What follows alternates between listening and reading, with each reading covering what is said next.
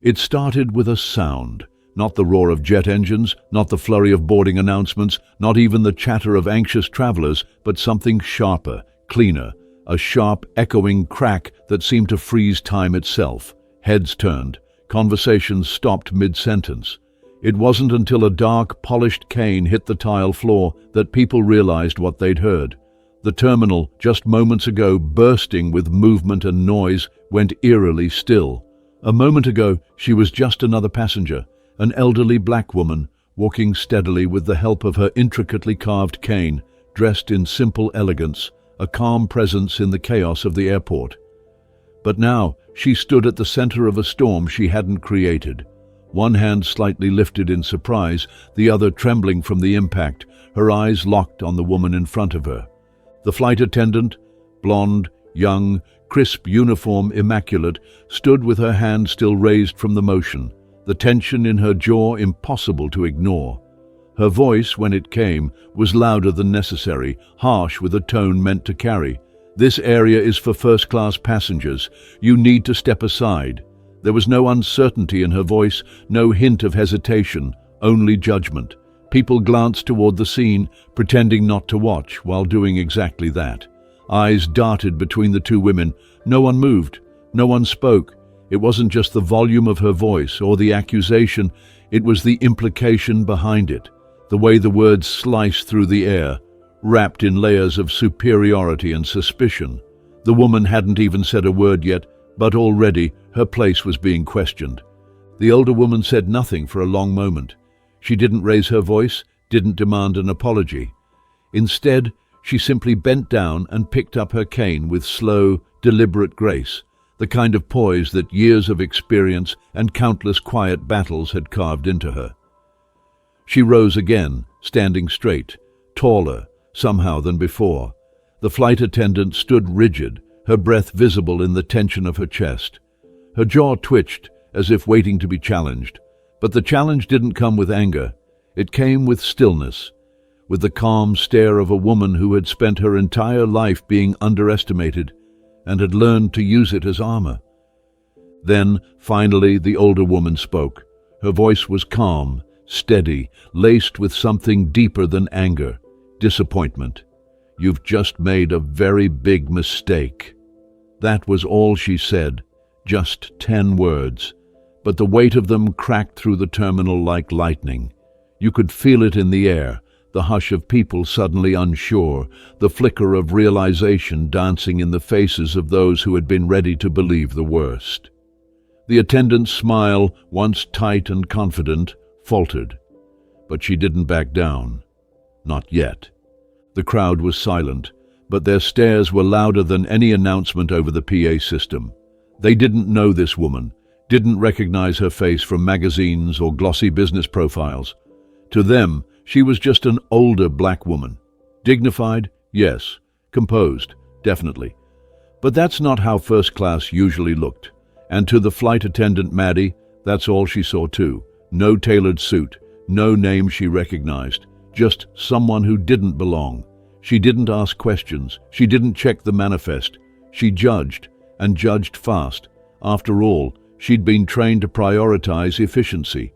First-class passengers were meant to be served quickly, quietly, and without incident. And this didn't fit her version of that picture.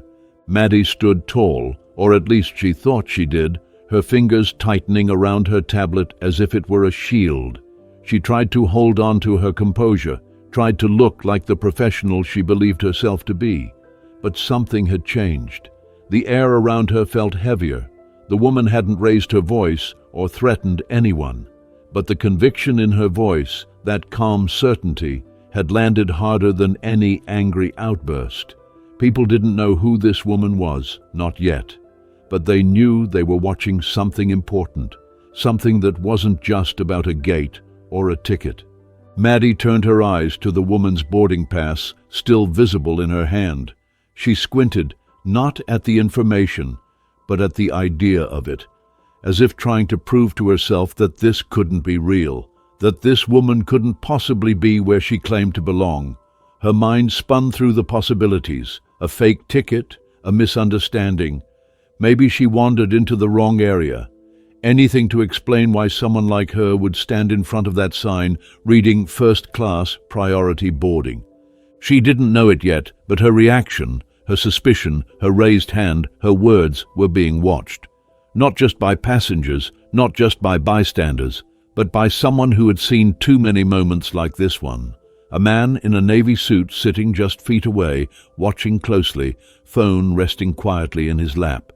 His name wouldn't be known for a while, but his video would be, and it would tell a story far bigger than a single slap or a single mistake.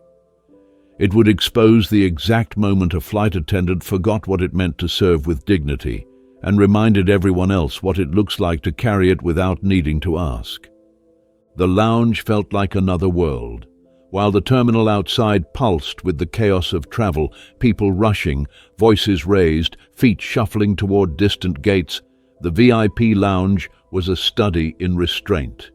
Low voices, soft lighting, the clinking of porcelain cups on saucers. Elegance draped every surface. Here, time seemed to move slower. Conversations were hushed, manners rehearsed, the air thick with the scent of citrus wood polish and expensive perfume. Reclined in one of the velvet-lined seats near the panoramic window sat a woman many had passed without notice. Dressed in a deep forest green coat, soft cashmere, cut to fit her frame with elegant precision, she stirred a cup of tea in silence. Her silver hair, twisted in a careful low bun, shimmered under the filtered lounge light. She looked peaceful, calm, even detached. But her stillness wasn't the stillness of idleness. It was observation. Naomi Sinclair had built an empire from nothing. Her face had graced business magazines, her speeches quoted by aspiring entrepreneurs, her leadership quietly transforming an entire industry. She had never needed to raise her voice to command attention. When she spoke, people listened, not because of her volume, but because of the weight her words carried. Most of those around her in that lounge didn't know who she was, and Naomi preferred it that way. She never traveled with an entourage. She didn't demand attention. What she required was respect, earned, never begged for. And today she was flying on her own airline, incognito, intentional. She did it often. She called them temperature checks, unannounced moments to experience what her passengers experienced, to see how her staff truly behaved when they didn't know she was watching. She glanced out the window, watching a plane taxi across the runway, steam from its engines curling like smoke against the fading afternoon light. She sipped her tea and reached into her small leather bag, removing a boarding pass tucked neatly in a slender leather wallet. First class, seat 1A. A quiet smile touched her lips. It wasn't pride, it was readiness. She had seen too much to ever be naive about what awaited her when she boarded. There was always someone, somewhere, who would look at her and see anything but a CEO. Her skin, her age, her silence, they always gave people the wrong idea, and today would be no different. A few feet away, a young flight attendant entered the lounge, clipboard in hand, lips pursed in focus. Maddie, sharply dressed in a crisp navy uniform, moved through the room with the poise of someone who had been complimented often for her professionalism. She liked things neat, orderly, predictable, and when her eyes fell on Naomi, seated quietly near the window, something in her posture changed. Just slightly. A wrinkle in her forehead, a subtle narrowing of her gaze. Maddie hesitated, scanned her clipboard again, then looked back. That hesitation was everything.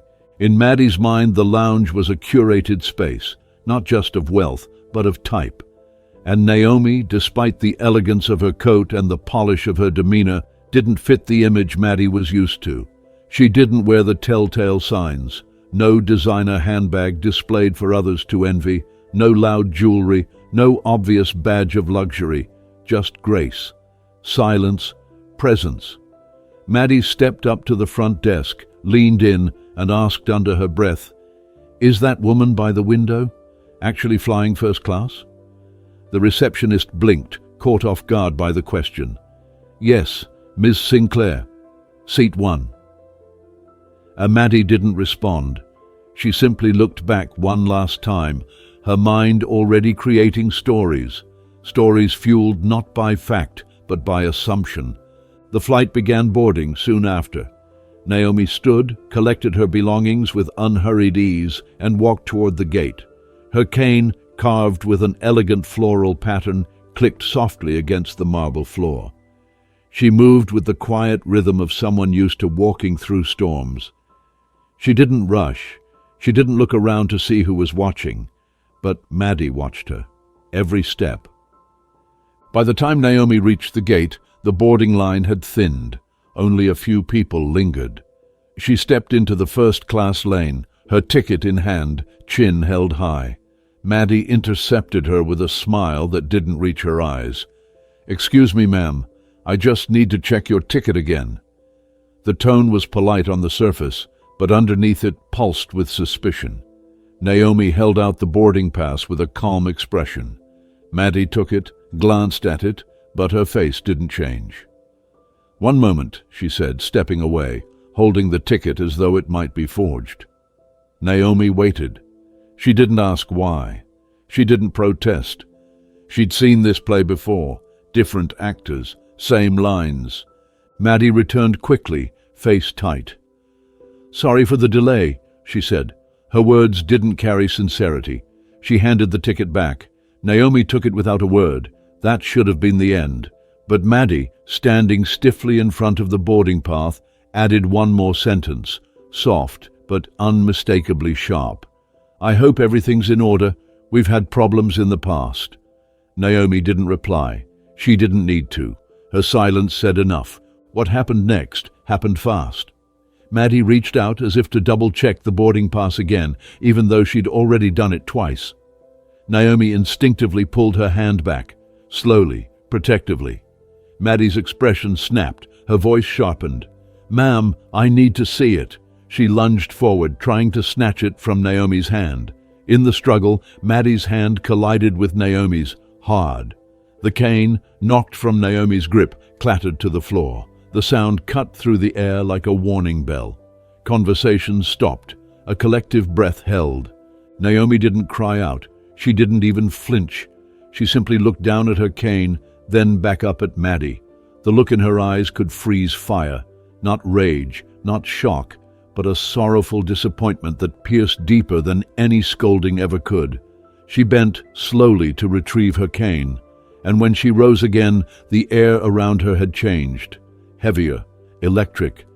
A man nearby, phone in hand, recorded the entire exchange. Another woman whispered to her husband. A child peeked curiously from behind a suitcase, but Naomi never looked at them. She looked only at Maddie, and this time, when she spoke, her voice carried something more than quiet authority. It carried history. "You've just made a very big mistake." The terminal, which had returned to its usual rhythm after the initial disturbance, began to stir once more, not with the frenzy of travel, but with a different energy altogether. The kind of energy that surfaces when people realize they've witnessed something that shouldn't have happened, something that doesn't sit right. Passengers weren't just watching anymore. They were waiting to see what would happen next, waiting to understand who this woman really was, and whether the flight attendant would get away with what she'd just done. Murmurs swelled like a quiet tide as Naomi, now standing tall once more, handed her boarding pass, intact and neatly protected in a leather holder, back to Maddie. Her hand was steady, even as her eyes bore into the young woman with a look that peeled back layers. Maddie took the ticket and glanced down at it without much care. She was still operating under the belief that she had acted reasonably, professionally, even generously. In her mind, she'd simply maintained order. She hadn't yelled. She hadn't made a scene. Surely she'd be praised later for her vigilance, maybe even complimented by a superior for keeping standards high. But as her eyes scanned the name on the boarding pass, something shifted. The letters didn't just spell out a name. They rang a bell she hadn't expected to hear. Her lips moved soundlessly as she read it again. Naomi Sinclair. The name meant something. It tugged at a half-forgotten memory. A briefing, a company-wide email, a glossy photo at headquarters, but she couldn't quite place it. She looked again. Seat 1A, first class, confirmed, the exact seat reserved for elite passengers, corporate partners, or top-tier investors. And yet, there she had been, accusing this woman of lying, of sneaking into a place she didn't belong. Doubt crept into Maddie's expression for the first time.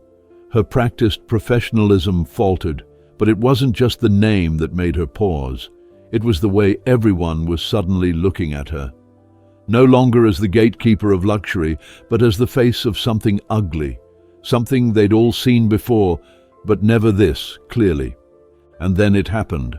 From the crowd, footsteps rang out. Fast, purposeful, cutting through the noise like a blade.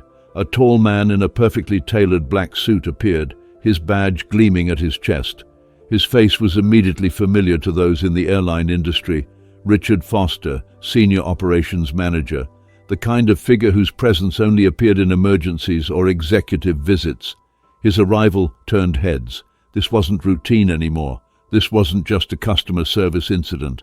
Something serious had occurred, and someone, somewhere, had called for backup. Richard didn't glance around for context. He had already received it. A phone call, a forwarded video. The situation was crystal clear before he ever arrived. He strode straight to Naomi and stopped, his features softening instantly the moment his eyes met hers. Without hesitation, he lowered his head in a respectful nod. A gesture so full of reverence, so utterly uncharacteristic for someone of his rank, that gasps rippled through the crowd like wind through leaves. "Ms. Sinclair," he said, his voice low but firm, "on behalf of the entire airline, I offer you our sincerest apologies. What happened here is unacceptable." And just like that, the mood snapped. Maddie, standing only a foot away, looked like the floor might open beneath her. She opened her mouth to speak, but no sound came. The whispers grew louder. Someone whispered to their partner, "Sinclair? Naomi Sinclair?" Another nodded, eyes wide. "That's her?" It hit like a wave. Passengers looked at each other, realization dawning. The name was no longer just ink on a ticket. Naomi Sinclair, the quiet woman Maddie had just accused, dismissed, slapped, was the founder and CEO of the very airline Maddie worked for. The reason they all had jobs, the visionary behind the brand, the one who had spent decades building a reputation of excellence, inclusivity, and dignity. And she had just been disrespected in her own house. Naomi didn't respond to Richard right away. She simply turned to Maddie, who was frozen in place, her breathing shallow. Maddie looked smaller now. Her authority gone, her uniform no longer a shield. Naomi's voice, when it came, wasn't loud. It didn't need to be. "You looked at me and saw someone who didn't belong, but you didn't ask. You didn't think. You assumed." Maddie's face turned pale, her lips trembling. She couldn't speak. Her throat felt tight, constricted by the weight of her mistake. She looked at the faces watching, some curious, others disgusted. She had become the center of a spectacle she would have done anything to avoid. But it was too late. Richard stepped forward, his tone hardened. "Miss Maddie Harper, is it?" She nodded stiffly. "Do you realize you just publicly humiliated the CEO of this airline in front of passengers without verifying the facts? You struck her hand, you questioned her integrity, and you did so while representing the very values she built." He didn't need to shout. The shame in his voice was louder than anger. Maddie finally found the strength to speak. I didn't know who she was." The defense fell flat the moment it left her lips. Naomi tilted her head slightly, the hint of a wry smile appearing. "Would it have mattered?" she asked softly. "Would you have treated me any differently if I wasn't?" And with that one question, everything crumbled. The terminal was silent again. The question hung in the air, heavy and sharp, because the truth was clear. No, she wouldn't have. Maddie's apology, if it ever came, would have only existed if Naomi had power. And now everyone knew it. Passengers began filming again, not out of malice but out of disbelief. A few shook their heads. Others stared at Maddie with open disappointment. What they had witnessed wasn't just a mistake. It was a reflection of something deeper, a mindset, a prejudice, a moment that stripped away all pretense and left only the raw, uncomfortable truth that power, status, and wealth still changed the way people were treated, and that too often dignity was given only to those who were recognized. Naomi turned to Richard, her voice composed. "I don't want a scene," she said, "but there are actions that cannot go unchecked. This isn't about me. It's about what she represents in that uniform." Maddie bowed her head. Her hands trembled at her sides. She knew then that her mistake had not just cost her a moment, it had cost her trust, maybe even her future.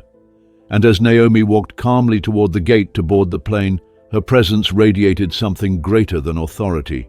It radiated purpose, power, and the quiet strength of someone who didn't need to prove she belonged, because her existence alone proved it. Maddie didn't follow Naomi onto the plane. She couldn't. She stood rooted to the terminal floor, the boarding gate now nothing more than a cold reminder of everything she'd just lost control of.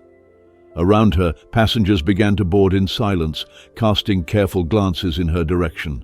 The whispers hadn't stopped. The shock hadn't faded.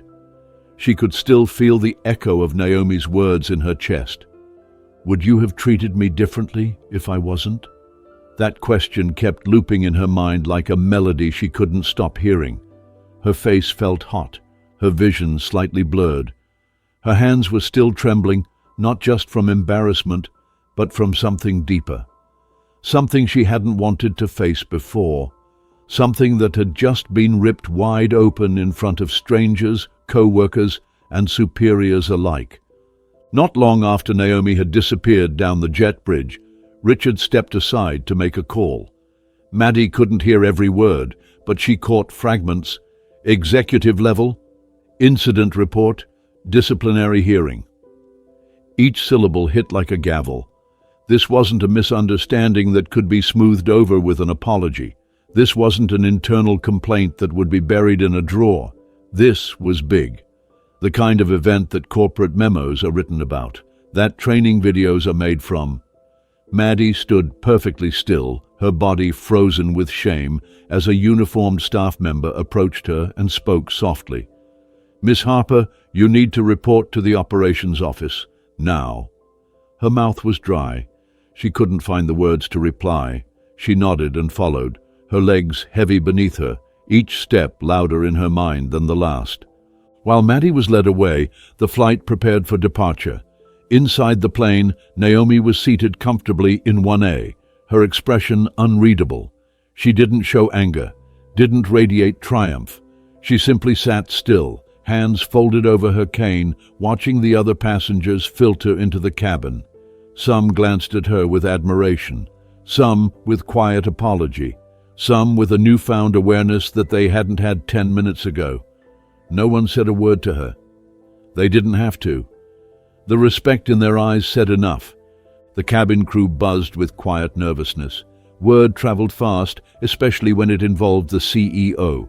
Whispers between flight attendants, eyes shifting towards seat 1A, silent acknowledgments of the storm they had narrowly missed being a part of.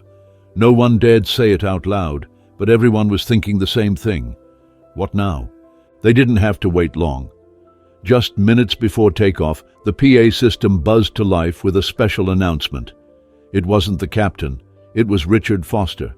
His voice was calm, precise, and heavy with meaning. "Ladies and gentlemen, before we begin today's flight, I want to acknowledge an incident that occurred earlier at the gate involving one of our staff members and a passenger, Ms. Naomi Sinclair." A ripple of murmurs spread through the cabin. The name hung in the air like a secret suddenly exposed. Ms. Sinclair is not only our esteemed passenger today, but she is also the founder and CEO of this airline. Her presence here is a privilege we do not take lightly, and we deeply regret the treatment she received. We are taking immediate action to ensure accountability. The cabin fell into a stunned silence. Naomi didn't move. She didn't react. She remained seated, her hands still, her face calm. She wasn't here to perform. She was here to be present, to witness, to listen.